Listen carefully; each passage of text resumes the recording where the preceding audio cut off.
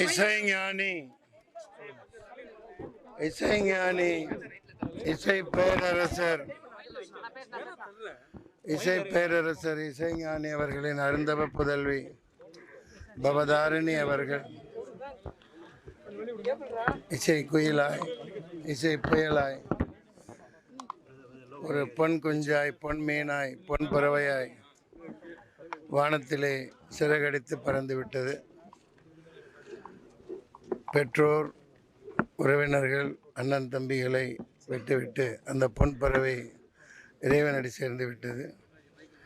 இது தமிழ் திரையுலகின் ஒட்டுமொத்த இசை உலகின் மிகப்பெரிய ஒரு இழப்பு, தவிர்க்க முடியாதது, ஈடு செய்ய முடியாத ஒரு இழப்பு.